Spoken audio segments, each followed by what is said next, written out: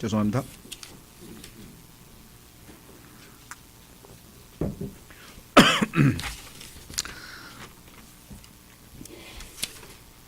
나눠드린 주보에 성령님의 핵심 사역, 이런 제목으로 오늘 하나님 말씀을 전하려고 합니다. 그리스도인들이 아버지에 대해서도 예수 그리스도 아드님에 대해서도 그렇게 많이 아는 건 아닌 것 같아요. 보면 많이 부족한 것 같아요. 그럼에도 불구하고 더 잘 모르는 분이 있는데 그분이 성령님이신 것 같아요. 그래서 성령님에 대한 논란은 아버지와 아드님에 대한 논란보다도 훨씬 더 많은 것 같습니다. 제 기억에도 성령님에 대한 기억이 그렇게 좋은 기억만은 아닌 것 같아요. 왜냐하면 혼돈의 신앙생활에 있어서 제가 겪었던 혼돈의 중심에 이 성령님에 대한 오해와 성령님에 대한 잘못된 교리 때문에 빚어졌던 일들이 있었던 추억이 저에게 있습니다. 구원받고 성령님께서 내 안에 내주하시고 성령님께서 나에게 인을 치시고 나를 거듭나게 하셨고 나에게 매일같이 인도하고 계시고 위로하여 주시고 뭐 등등 나에게 유익한 좋은 성령님의 사역들에 대해서 많이 배우고 또 체험하고 그렇게 신앙생활을 해 나가던 중에 갑작스럽게 제가 다녔던 교회의 그 사역자분께서 어느 날 불을 받고 오셔가지고 예, 그게 좀 잘못된 불이긴 했는데 그때는 좋은 불인 줄 아셨나 봐요, 그 양반이. 그래가지고 뭐 하여간 뭐 간증을 하기 시작하는데 뭐 대굴대굴 구르고 뭐 그때부터 그냥 뭐 성령이 충만해서 그냥 뭐 막 하면서 막 그래서 이제 모든 사람이 다 불을 받아야 된다는 거죠. 모든 사람이 다 성령을 받아야 된다. 아니 여태까지 예수님 믿고 성령 다 받았다고 성경에 써 있는데 왜 딱 갑자기 이런 일이 일어났나? 알고 보니까 그게 소위 말하면 이제 오순절 은사주의의 아주 이 소위 말하면 그 잘못된 영향 하에 그분이 이제 놓이게 돼서 그 한 분뿐만 아니라 그냥 온 회중들이 다 이상하게 되고 그때부터 하여간 뭐 교회가 무질서하게 되고 막 성령 받는다고 소리를 지르고 기도를 하고 등을 두드리고 기도를 하고 막 북을 치기도 하고 어떤 사람 뛰어다니기도 하고 뭐 완전한 막 거의 난장판 수준이 돼버린 거예요. 야, 하나님께서는 질서의 하나님이신데 어떻게 이거는 성령의 역사가 아닌데 아무리 생각해봐도 그래서 그냥 그렇게 난장판이 벌어지면 저는 밖으로 나와버렸어요. 그리고 혼자 조용히 그냥 기도를 했었는데 참 안타까워요. 예. 오늘날도 보면은 그와 같은 일들이 아마 곳곳에서 뭐 예배당에서도 벌어지겠지만 특히 기도원이라고 하는 데서 지금 어마어마하게 일어나고 있고 너무나 많은 사람들이 미혹되고 잘못된 길로 가고 있는 것을 보게 됩니다. 그래서 성령에 대해서 이야기하는 분들, 성령님을 강조하는 분들, 성령 하시는 분들이 가장 성령에 대해서 무지하고 왜곡되고 미혹당해 있다라고 하는 것이 성경을 공부해 보면 그대로 드러납니다. 오늘도 그 구절이 좀 몇 개 나올 것 같은데요. 그래서 오늘은 성령님의 사역 중에서 성령님의 가장 핵심적인 사역만 오늘 살펴보려고 하는데 예수 그리스도께서 그 유명한 요한복음 13장의 다락방 설교를 하실 때에 이 성령님의 핵심 사역에 대해서 특별하게 언급을 하셨습니다. 창세기 1장 2절부터 하나님의 영이 수면 위에 운행하시고 있기 때문에 성령님은 창조로부터 시작해서 영원서부터 영원까지 하나님이시고 그분이 역사하십니다. 그래서 성령님에 대해서 배우려면 신학원 강의, 뭐 제가 한 것도 있고 라영 선생님께서 하신 것도 있고 성령론 해서 정말 한 20-30시간의 강의를 성경 창세기부터 성령에 관한 모든 구절들을 다 찾아서 성령님의 인격, 성령님의 기원, 성령님의 특성, 성령님의 성품 뭐 등등 해가지고 다 제대로 배우는 것이 가장 효과적이고 좋겠죠. 그러나 오늘 설교 시간이기 때문에 제한된 시간 하에서 가장 핵심적인 것이 무엇인가? 자, 예수 그리스도께서 여기 오늘 본문을 주보를 읽겠습니다. 십자가를 앞에 두신 예수 그리스도께서는 모든 공식 사역을 마치고 마지막으로 제자들과 다락방에서 사적인 교제를 가지셨습니다. 이때 이제 발을 씻기시는 본을 보이셨죠. 그다음에 중요한 설교를 하셨고 이것을 다락방 설교라고 합니다. 예수님의 3대 설교는 산상 설교, 산에 올라가서 했던 마태복음 5장, 6장, 7장, 팔복 뭐 이런 얘기를 하는 그런 유명한 설교가 있었고, 그다음에 마태복음 24장, 25장에서 마태복음 24장, 25장에 나오는 소위 올리브산의 설교, 그래서 종말에 관한 설교가 두 번째 유명한 설교고, 그 다음에 그리스도인들에게는 가장 중요한 예수 그리스도의 다락방 설교인데, 이것은 대중들을 앞에 놓고 한 것이 아니라 제자들에게 특별히 하신 것인데 십자가를 지시기 직전에 하셨죠.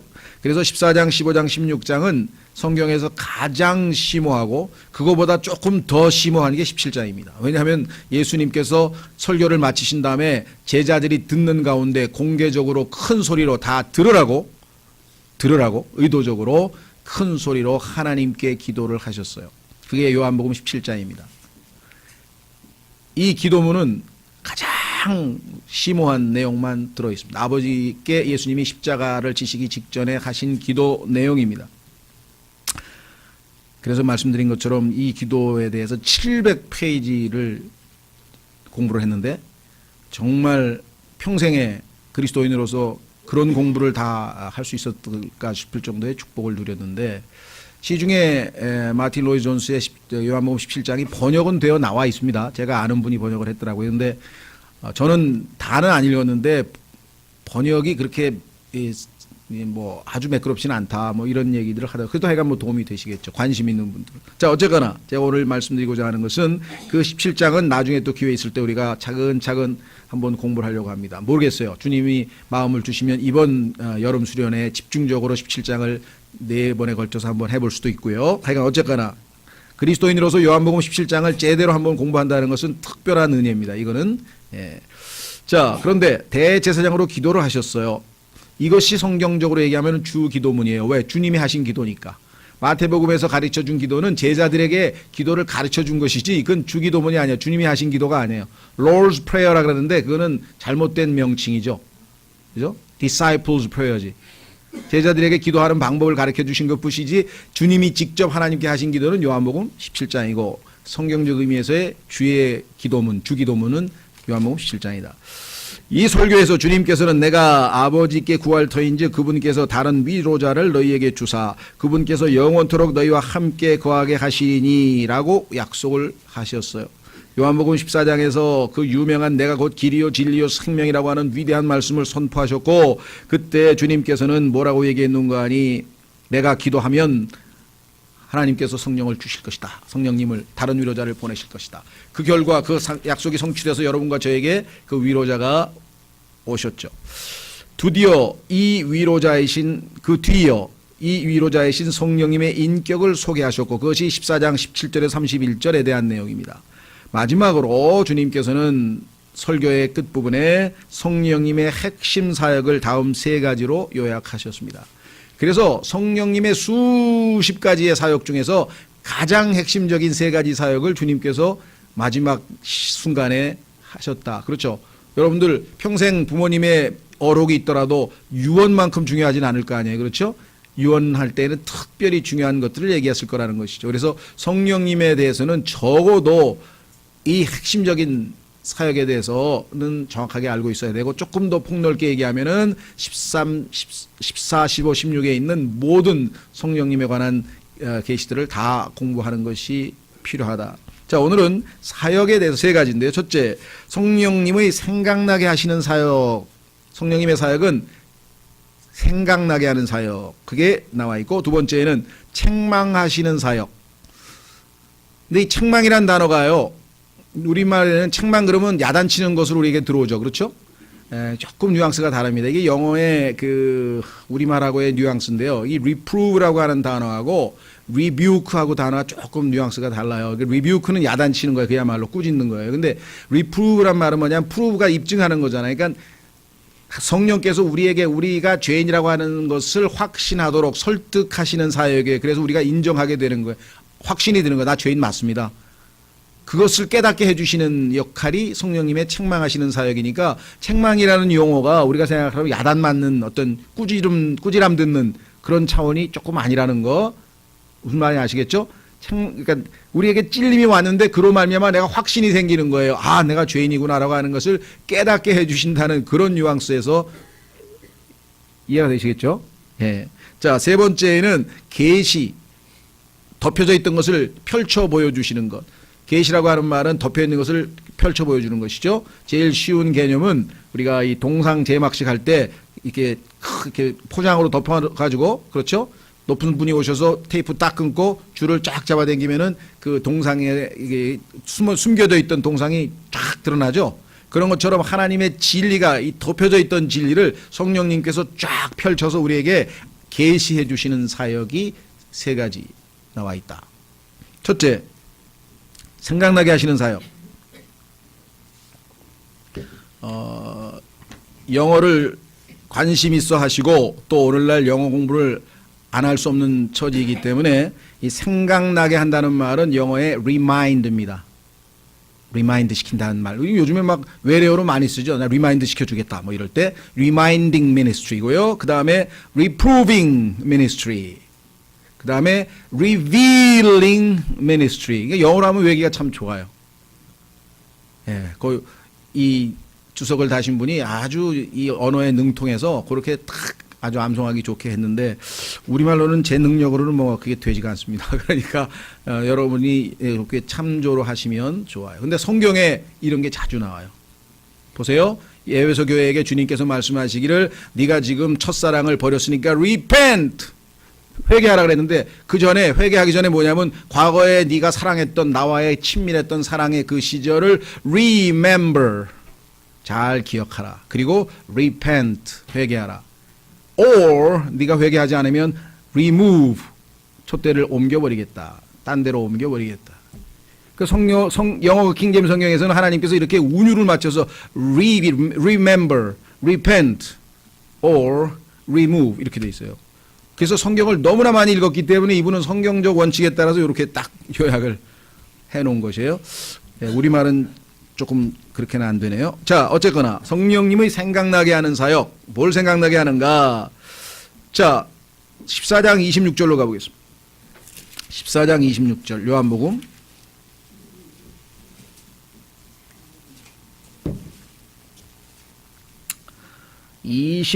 25절서부터 26절 두 줄을 보겠습니다. 문맥을 살피기 위해서 내가 아직 너희와 함께 있으며 이것들을 너희에게 말하였거니와.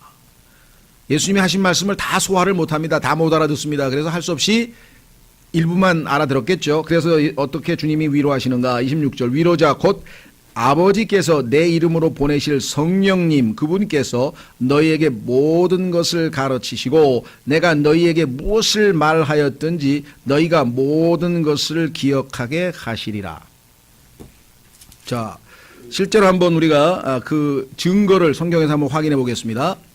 사도행전 20장 35절. 사도행전 20장 35절.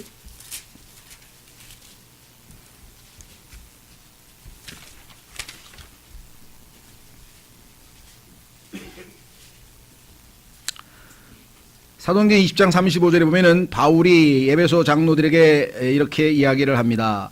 내가 너희에게 모든 것을 보여주되 곧 너희가 마땅히 이렇게 수고하여 약한 자들을 지원하고 또 주 예수님께서 말씀하신 것, 즉 주는 것이 받는 것보다 더 복되도다 하신 그분의 말씀을 기억하게 하였느니라. 근데 사복음서를 다 주셔서 읽어봐도 예수님께서 주는 것이 받는 것보다 더 복되도다 하신 말씀은 없어요. 그런데 예수님은 그 말씀을 하셨겠죠. 그 말씀 말고도 얼마나 많은 말씀을 하셨겠어요. 3년 반 동안. 그런데 그 중에서 필요한 말씀을 기억나게 생각나게 해서 성경에 기록하도록 하셨죠. 이해가 되시겠죠? 예. 그래서 성령님의 사역은 하나님의 말씀을 기억나게 하는 사역, 생각나게 하는 사역. 실제로 우리의 삶에서 적용하면요, 성령님께서 여러분들에게 하나님의 말씀이 생각나게 안 하면 아, 이 말씀이 그거구나 못 깨달아요. 성령님께서 우리의 처한 상황에서 아, 하나님의 말씀이 여기 해당되는구나 그렇죠? 내가 지금 오늘날 이 고생을 하고 있는데 왜 그럴까? 아, 심은 대로 거두고 있구나. 내가 잘못 부렸구나. 얼마나 정확해요. 그럼 어떻게 돼요? 회개해야지. 그리고 뭐예요? 하나님의 법칙을 내가 바꿀 수는 없잖아요. 거둬야지 계속. 고통스럽더라도 거둬야지. 다 거둘 때까지는. 그렇죠? 주님 인내심을 주셔서 다 잘 거둘 수 있도록 도와주십시오. 이렇게 기도를 하게 되겠죠. 자, 그래서 성경의 사복음서에서 기록으로 성취되었다. 실제적으로 사복음서를 기록할 때 얼마나 정확하게 생각나게 해주셨겠어요. 그렇죠? 여러분 생각에는 사람이 어떻게 그걸 기억해서 썼을까? 아니에요. 성령님께서 다 기억나게 하셔서 사복음서 기록할 때 정확하게 예수님께서 하신 말씀 그대로 토시 하나 안 틀리고 정확하게 다 해 주셨다. 이것이 사복음서에서 성취된 내용이고, 그 다음에 사도행전에서 기록으로 성취된 것은 무엇인가 하니 15장입니다. 한번 확인해 보겠습니다. 요한복음 15장 26절 27절 26절 27절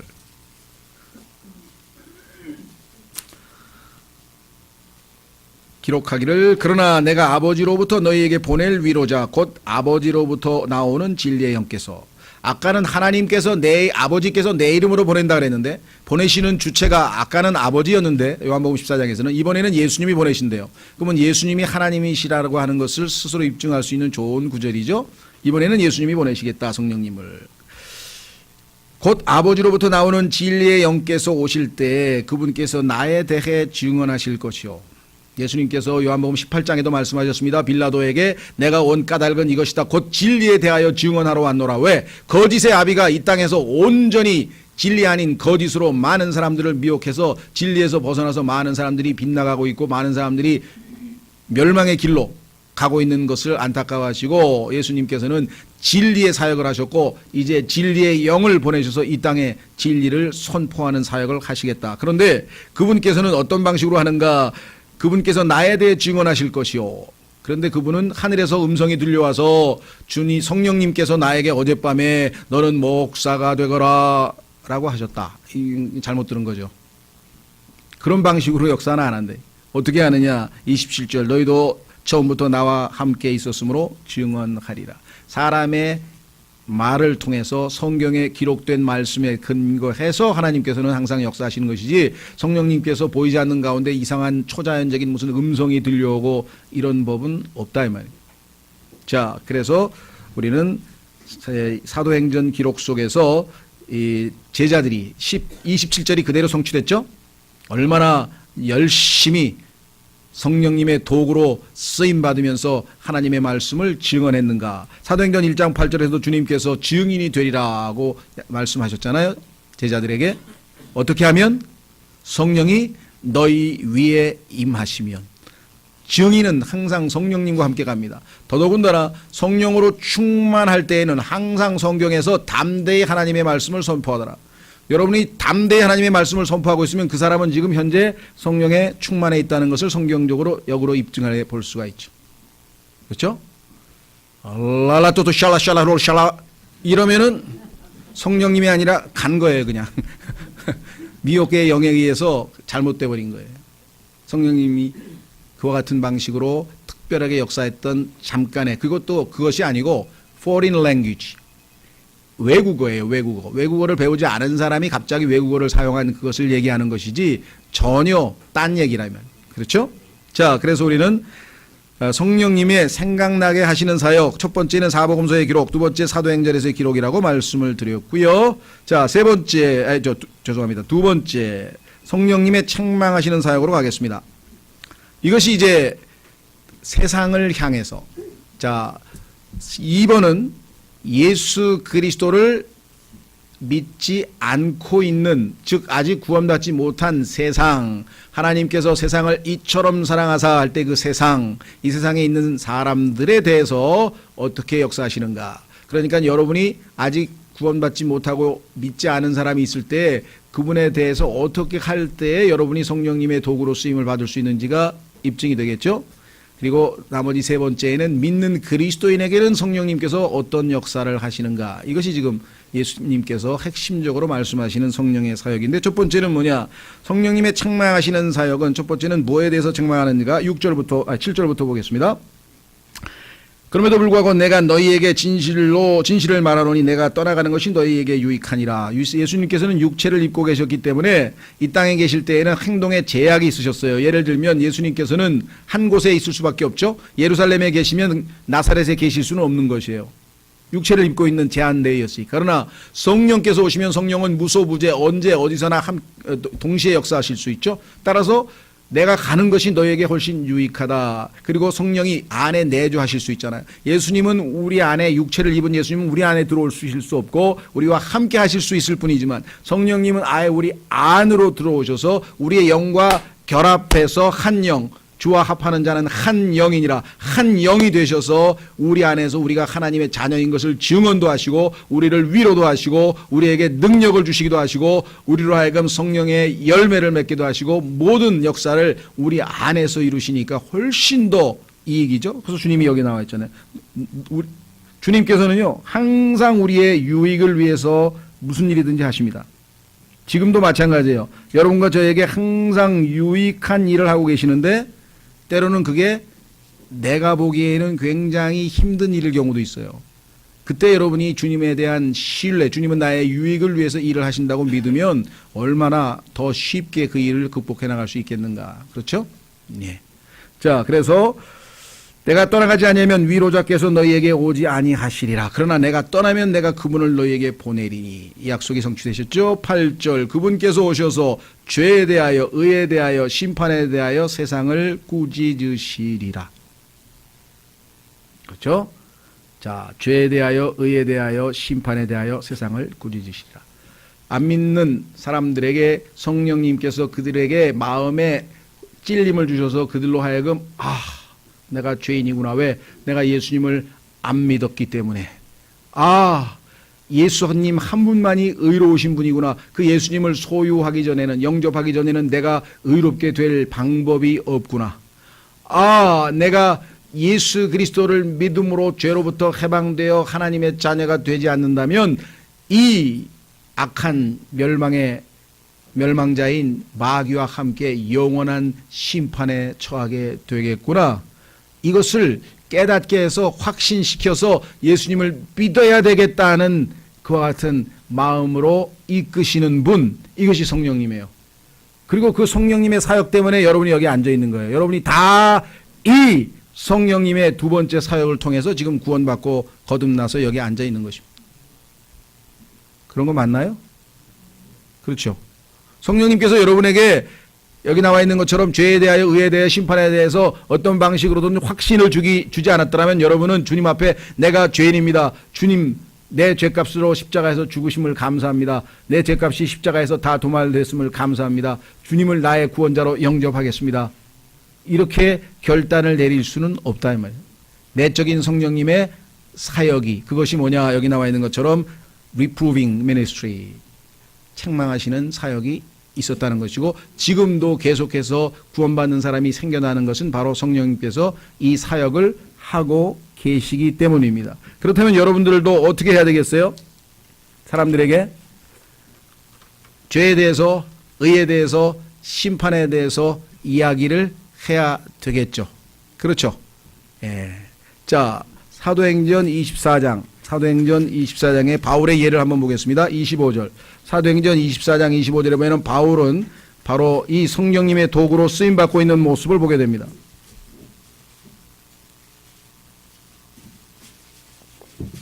로마의 총독에게 바울이 이렇게 전파합니다. 찾았습니까? 예. 25절. 당대 최고의 권력자 앞에 담대하게 서서 뭐라고 얘기하는가 하니, 바울이 의와 절제와 다가올 심판에 대하여 강론하니 벨릭스가 떨며 응답하되. 바울이 무서워도 떨었겠습니까? 성경에 보니까 바울은 뭐 얼굴도 못생기고 키도 작고 뭐 사람들을 두렵게 할 만큼 그렇게 무시무시한 외모가 아닌데 왜 떨었을까요? 성령님의 강력한 역사가 있었다는 것이겠죠. 이번에는 내 길로 가라. 내가 적당한 때가 생기면 내가 너를 부르리라 하고. 오늘날의 벨릭스의 후손들이 얼마나 많은지 몰라요. 우리 주변에. 안타깝게도 무릎 꿇고, 그렇죠? 주님, 내가 이 성령님의 책망하는 사역에 반응하겠습니다. 그리고 예수님을 영접했더라면, 그렇죠? 예, 우리 같은 사람은 나중에 만날 텐데, 하늘나라에서. 그렇죠? 이 벨릭스가 모르겠어요. 그 후에 어떤 일이 벌어졌는지 우리는 모르지만 여기서 봐서는 일단은 연기했어요. 연기. Now is the time of salvation. 지금이 구원의 때라. 지금이 받아주시는 때라고 고린도후서에서 우리에게 선포합니다. 성령님께서 아무 때나 우리의 마음을 reproving, 확신시키셔서 깨닫게 해주는 것이 아무 때나 내가 원할 때 되는 게 아니라 이 말이죠. 그러니까 성령님께서 특별히 역사하셨을 때 때 바로 그 순간 now 지금이 바로 그때가 주님을 영접해야 될 때인데, 옆에 눈치를 보니까 부하들이 우리 저 가만있어 봐, 우리 총독 예수 믿는 거 아니야? 창피해. 쳐다보고 있으니까 눈치 싹. 다음에 얘기하자. 저도 옛날에 통역대학원 학생이었을 때 통역대학원 원장님한테 복음을 전할 기회가 있었어요. 그분이 제가 킹잼 성경에 대해서 소개했더니 이제 영문과 교수니까, 영어학 전공이니까, 이야, 그거 정말 대단하더라 하면서 영국 역사에 보니까 킹잼 성경이 어쩌고 하면서, 자네 정말 어쩌고 좋은 거 소개해줬다 이거지. 그래서 원장님, 그게 중요한 게 아니고, 그렇죠? 예. 나는 부활이요 생명이니 무릇 나를 믿는 자는 살겠고, 그렇죠? 나를 믿는 자는 죽어도 살겠고, 그렇죠? 살아서 죽지 아니한 자는 죽어도 뭡니까? 살아서 죽지 아니하리라. 살아있는 자는 죽지 아니하리라. 그러니까 죽은 자는 이제 부활하고 그대로 죽지 않고 살아있는 자는 부활하리라. 이렇게 해서 죽지 아니하리라. 예수님께서 요한복음 11장 25절에서 하신 그 말씀을 그때는 암송했는데 지금 못했네요. 늙어가고 있는 중입니다. 누구 말 맞다나 못 쓰게 되고 있는 중이네요. 어쨌거나 그래서 딱 전했어요. 그랬더니 갑자기 싹 눈치를 보더니 나중에 하자. 나중에. 지금 하셔야 되는데요. 찔림이 오긴 왔는데, 그렇죠? 부활에 대해서 이것이 사실이면 예수님을 믿어야 되시지 않겠습니까? 모르겠어요. 지금도. 그때 연기하셨어요. 그래서 벨릭스의 후손이었어요. 그 사람도. 우리 주변에 그런 분이 많이 계시죠. 어쨌거나 의와 심판에 대해서 얘기했는데, 왜 죄에 대해서는 다른 얘기를 안 하고 절제 얘기를 했을까요? 벨릭스 같은 총독은요, 밤낮 파티입니다. 연회고 밤낮 술 파티예요. 그냥 인생이 그냥 방탕하는 삶이야. 처음부터 끝까지. 왜? 먹고 마시고 노는 게 일이야. 당신 그렇게 살면 안 돼. 절제하라니까. 그러니까 절제하지 못하는 죄, 방탕한 죄에 대한 지적이죠. 여기는 죄에 대한 언급은 없지만 실제로 구체적인 죄는 방탕의 죄를 지적했다는 뜻이겠죠. 이해가 되시겠어요? 그러니까 죄에 대해서, 의에 대해서, 심판에 대해서 정확하게 증언하니까 벨릭스가 떨잖아요. 여러분과 제가 복음 전하면 안 떠는 이유가 뭐예요? 제가 옛날에는요 하면서 막 자기 옛날 얘기 진짜 열심히 해. 그럼 재밌게 듣다 끝난 거지 뭐. 간증하는 게 나쁘다는 게 아니라 간증을 할 때 초점은 누구예요? 성령님께서 나에게 어떻게 죄를 지적하셨고, 그래서 내가 어떻게 예수 그리스도를 죄인인 것을 깨닫고 받아들였는지 거기다 초점을 맞춰야 되지. 왕년에 내가 주목 좀 썼었거든요 하면서 막 이제 그런 얘기 너무 길게 하면 역사가 안 일어난다 이 말이에요. 자, 다시 돌아오셔서 죄에 대하여, 의에 대하여, 심판에 대하여. 그렇죠? 자, 요약을 한번 해보겠습니다. 죄, 아담을 통해 들어왔죠. 성경에 따르면 로마서 5장 12절. 한 사람이 죄를 지어서 그로 말미암아 죄가 세상에 들어왔다 그랬죠. 의는 성경에 따르면 부활하신 그리스도입니다. 그래서 그리스도가 우리의 의가 되셨다고 고린도전서 1장 30절에 써있죠. 의인은 누구냐? 예수 그리스도시에요. 심판은 왜 있게 되느냐? 사탄은 죄의 창시자요 근원이기 때문에 사탄은 하나님의 영원한 심판의 대상입니다. 그래서 예수 그리스도를 거부하고 사탄 쪽으로 줄을 서는 사람은 자동으로 다 함께 심판을 받게 되어 있는 것입니다. 중립이 없어요. 예수님 안으로 들어가든지 사탄 안으로 들어가든지 둘 중에 하나, 예수님 쪽에 줄을 서든지 사탄 쪽에 줄을 서든지 결국은 우리의 운명은 갈라지는 겁니다. 그렇죠? 예. 자, 천지에 있는 물이 아차하는 순간에 압록강으로 가버릴 수가 있고 아차하는 순간에 두만강으로 갈 수가 있습니다. 동서로 갈려버리는 것이죠. 우리의 운명도 마찬가지. 자, 아담 안에서 우리는 죄 가운데 태어났죠. 그 다음에 죄에서 해방되는 유일한 길은 뭡니까? 예수님을 믿는 거라 그랬잖아요. 그렇죠? 죄에 대하여라면 나를 믿지 아니하며 예수님을 안 믿는 것이 죄다. 제가 알기로는 살인, 도둑, 강간, 강도, 납치, 아동학대 이런 게 죄가 아닌가요? 성경에도 그렇게 백몇 가지의 죄가 써 있던데요. 맞습니다. 그런데 그 죄는 다 십자가에서 예수님께서 도말해 버리셨기 때문에 그 죄로 그 죄를 지었다고 지옥 가지는 않아요. 어떠한 죄를 지었어도 아무리 극악무도한 죄를 지었어도 지옥 가지 않습니다.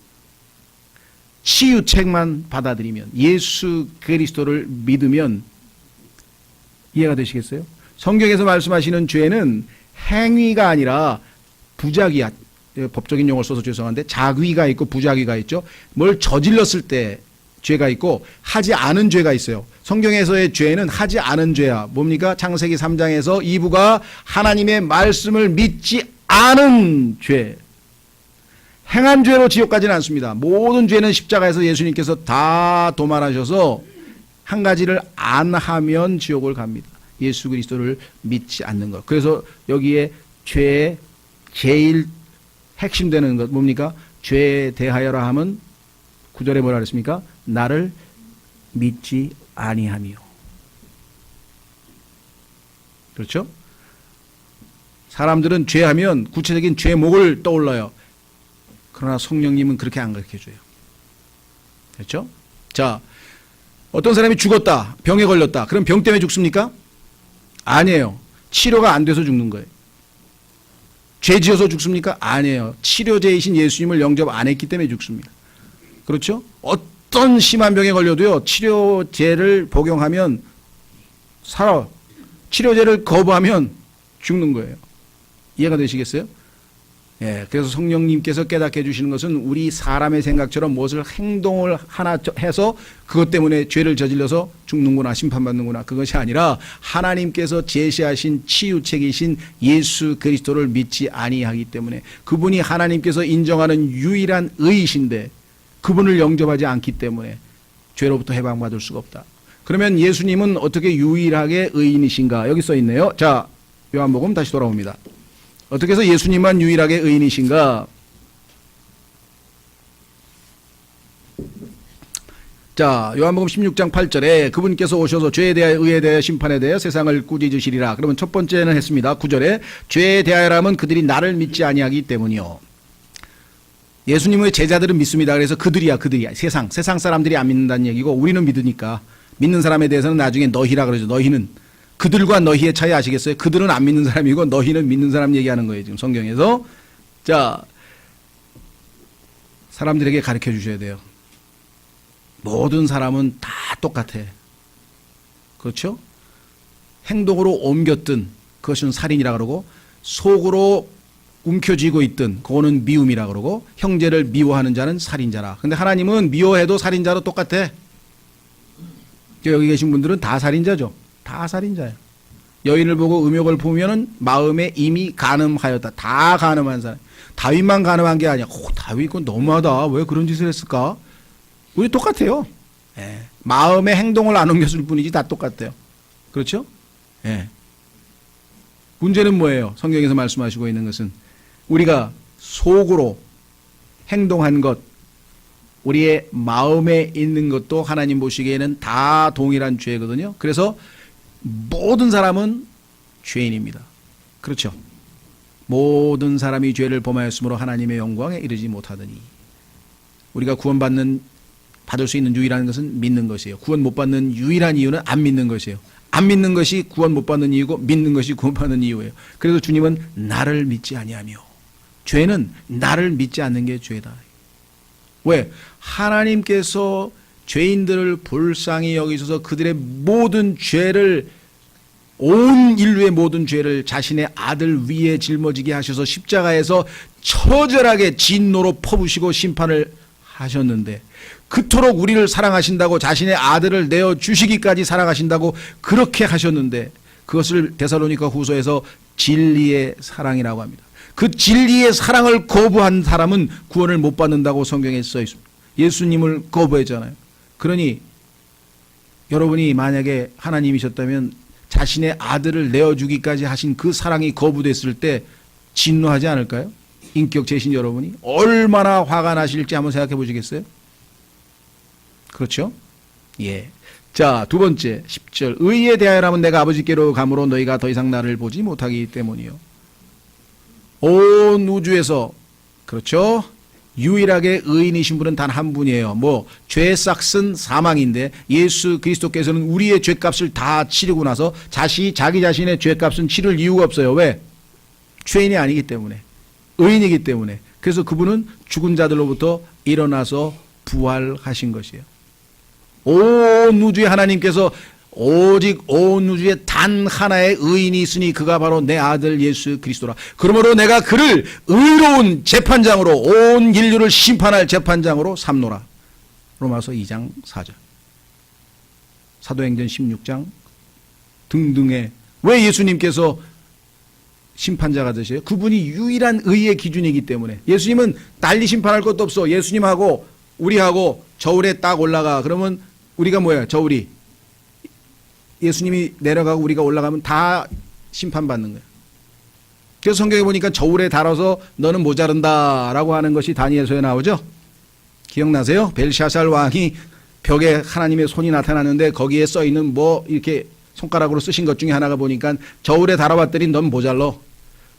용량이 안 돼. 나랑 같이 못 있어. 그런데 사람들은 자기 옆에다 누굴 놔요? 내 친구. 내 친구보다 내가 낫지. 우리 집 누구보다 내가 낫지. 상대적으로 다른 인간들보다 난 굉장히 괜찮아서 난 하늘나라 갈 거야. 쟤는 지옥 갈 거야. 천만의 말씀. 다 똑같이 멸망한다고 성경에 써 있어요. 왜? 예수 그리스도와 견주어서 그 정도의 단 하나의 죄를 짓지 않아. 우리 개인에게 말하면 단 한 번도 평생 동안 양심에 거리끼는 일을 단 한 번도 안 한 경우 불가능이겠죠. 유대인들은 613가지의 율법을 평생 동안 단 한 개도 안 저지르는 경우. 근데 하나님께서 하늘에서 내려다보니까 의인은 없나니 단 한 사람도 없도다. 하나님께서 눈에 불을 켜고 온 우주를 샅샅이 뒤졌는데 단 한 사람도 없더라. 예수 그리스도 내 아들, 그를 받아들여라. 네가 의롭게 될 수 있는 일은 그를 영접하고 받아들이는 것뿐이다. 그렇게 가르쳐 주시는 거예요. 증거가 뭐야? 그는 부활하지 않았느냐. 죄 삭은 사망인데 그는 사망 가운데 머물러 있을 이유가 없다. 의로운 의인이기 때문에. 이 땅의 온 우주에 누가 죽은 자들로부터 이겨내서 죽음을 조롱하고 사망아 너의 쏘는 것이 무엇이냐? 너의 쏘는 것은 죄요 죄의 권능은 율법이라. 그렇게 외치면서 지옥에서 열쇠를 열고 올라오셔서 하나님 우편에 앉으셔서 온 우주를 통치하시고 심판하실 심판주로 임명받으신 분이 이 우주에 누가 있냐 이 말이에요. 예수 그리스도 한 분뿐이다. 예수 그리스도 한 분. 그렇죠? 그래서 그분은 의인이다. 세 번째, 심판에 대하여라면 이 세상의 통치자가 심판을 받았기 때문이라. 자, 여기서는 사탄이 아담의 부인이었던 이브를 유혹해서 죄를 짓게 했고 그 죄로 말미암아 아담이 죄를 짓고 그 결과 온 땅이 죄에 물들게 된 그 원흉이죠. 그 전에 이미 하나님께 반역해서 이사야서 14장에서 하나님에게 도전을 했던 그 반역자, 그에 대한 심판은 이미 정해졌는데 그의 미혹을 받아서 그와 한패가 된 사람은 어쩔 수 없이 하나님께서 심판할 수밖에 없습니다. 자, 여기 조심하십시오. 이 세상의 통치자가 심판을 받았기 때문이라. 로마서 16장으로 가보겠습니다. 로마서 16장.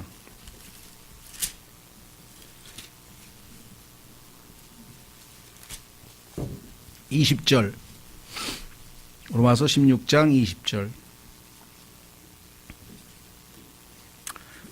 평강의 하나님께서 곧 사탄을 너희 발밑에서 상하게 하시리라. 우리 주 예수 그리스도의 은혜가 너희와 함께 있기를 원하노라. 아멘. 가만히 있어봐. 그러면 창세기 3장 15절에서 여인의 씨가, 그렇죠? 사탄을, 여인의 씨가 이제 그 사탄을 멸하게 될 것이다. 머리를 부수게 될 것이라는 예언이 있는데, 그 예언이 우리는 십자가에서 성취된 것으로 착각하게 됩니다. 왜? 예수님께서 분명히 심판을 받았다고 얘기를 했고 십자가에서 그가 패퇴당했다고 성경에 써 있어요. 그러나 조심하실 것은, 사탄은 요즘 재판정에 비하면은 선언은 됐어요. 즉 센턴스, 형량이 정해졌어요. 재판에서 유죄 판결을 받았어요. 그리고 영원한 불못으로 정해졌어요. 그러나 그 집행은 예수 그리스도께서 이 땅에 오셔서 마지막 1000년간 더 버티다가 마지막 순간에 불못으로 던져지게 돼 있습니다. 그러니까 사탄이 지금 심판받았기 때문에 꼼짝달싹 못하기 때문에 우리는 사탄이 우리를 건드리지 못한다. 예수 믿는 사람은 성령님이 안에 내주하시고 그래서 결코 사탄이 우리를 손대지 못한다. 그렇습니까? 그 잘못된 거짓 교리에 말려 들어가 가지고요, 얼마나 많은 사람이 또 사탄에게 놀아나는지 몰라요. 성경에는 마귀가 우는 사자처럼 우리를 삼킬 자를 찾으려고 돌아다니고 있다고 했습니다. 지금도 얼마나 많은 그리스도인들이 사탄에게 속아서 전혀 성령님과 상관없는 일들에 연루되고 비참하게 되는지 모르는데, 여기 있잖아요. 아직 머리가 안 상했죠? 집행은 안 됐다게. 집행은 예수님이 말씀하신 것은 언도를 얘기하는 거예요. 언도는 됐지만 십자가에서, 그러나 여기 나와 있는 것처럼 아직 집행이 되지 않았습니다. 사탄을 무시하거나 가볍게 여기면은 큰 코 다칩니다. 조심하셔야 돼요. 깨어 있어야 되고 마귀를 대적해야 돼요. 성령의 검으로 완전히 전신갑주를 입고 싸우지 아니하면 우리가 오히려 당한다고 성경에 되어 있습니다. 자, 마지막 세 번째, 죄에 대하여, 의에 대하여, 심판에 대하여 책망하시는 사역. 그 다음에 마지막 세 번째 사역은 무엇인가? 자, 그것은 성령님의 계시하시는 사역인데, 이것은 너희라고 해요. 믿는 사람들에 대한 얘기입니다. 자, 요한복음 다시 돌아옵니다. 16장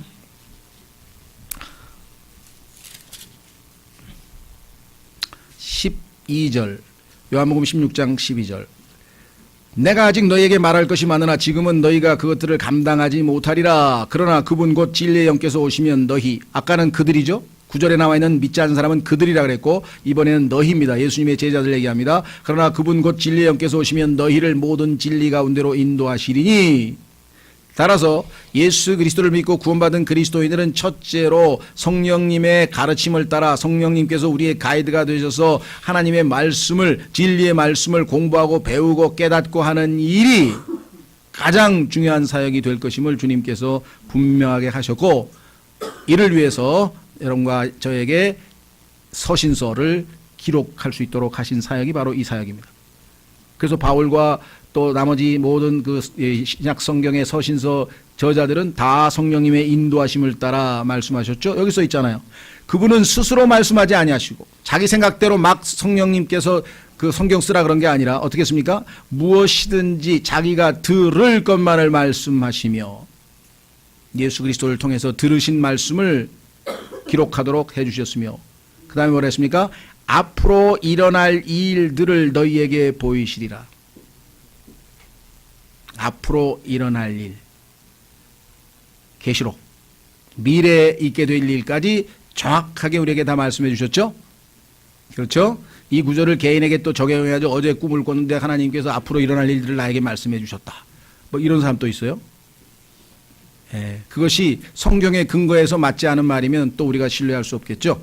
자, 그래서 뭐라고 말씀하셨는가? 14절, 그분께서 나를 영화롭게 하시리니.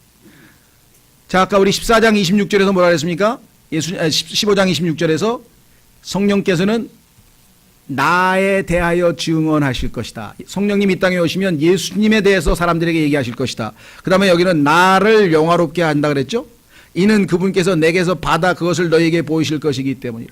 성령님이 지금 강하게 역사하고 있다. 어떤 사람에게 딱 알 수 있어요. 그 사람이 지금 예수 그리스도를 자랑하고 있으면, 예수 그리스도를 드높이고 있으면, 예수 그리스도를 증언하고 있으면 그 사람 입에서 예수 그리스도가 자주 나오면 성령 충만한 사람이.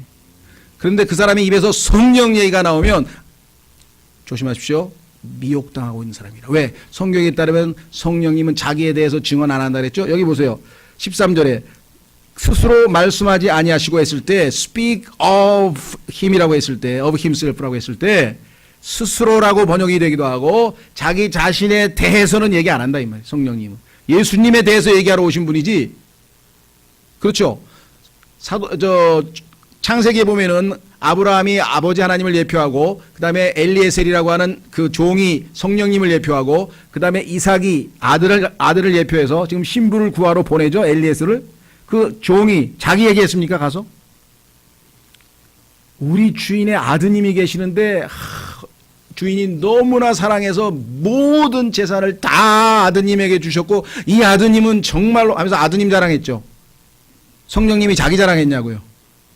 그러니까 성령님 오시옵소서 환영합니다. 이거 다 속이는 거예요.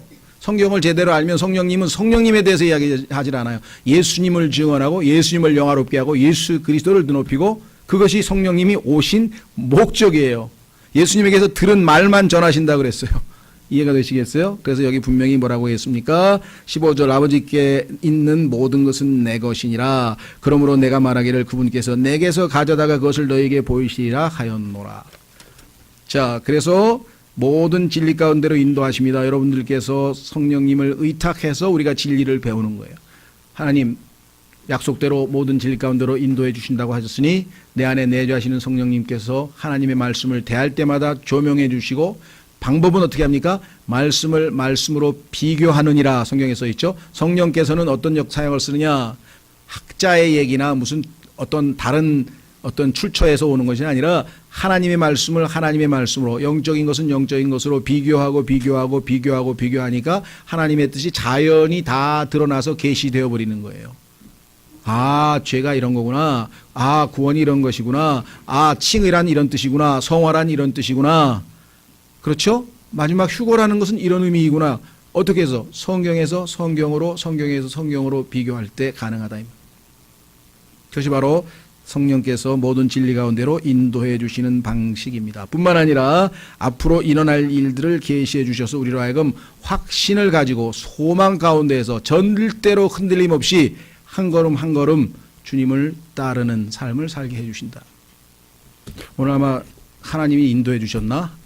정광복 형제님도 찬송가를 성령님에 대해서 준비 찬송을 269장을 해오셨는데 저도 또 오늘 269장을 해서 우리 오늘 260간 2번 불렀어요. 예, 모르겠어요. 우연의 일치인지. 제가 들으면서 오늘 성령님에 대해서 설교하는데 어떻게 또 성령님에 대해서 준비 찬송을 하게 됐는가 이렇게 생각을 했는데요. 예, 자, 그래서 오늘 다시 한번 여러분들에게 말씀드립니다. 성령님의 사역에 대해서 조금 더 공부하고 싶으신 분들은 요한복음 14, 15, 16장 강해가 다 돼 있어요. 한 구절 한 구절씩 공부하시고 나는 이번에 성령님에 대해서 좀 전문가가 돼보고 싶다. 제대로 한번 공부하고 싶다. 그러면 성령론이라고 하는 신학원 강의를 성령이란 누구신가부터 시작해서 쭉 성령님이 하시는 역사가 아마 수십 가지는 될 겁니다. 창조부터 시작해가지고. 그렇죠? 예. 그래서 여러분들이 특히 이 시대에 성령이 아닌 다른 영이 성령의 흉내를 낼 때 미혹되거나 거기에 우리가 말려들지 않고 성령의 인도하심을 따라 주님을 잘 섬기는 여러분과 제가 되셨으면 합니다. 오늘 이 시간 잠깐 다 같이 이를 위해서 기도하겠습니다.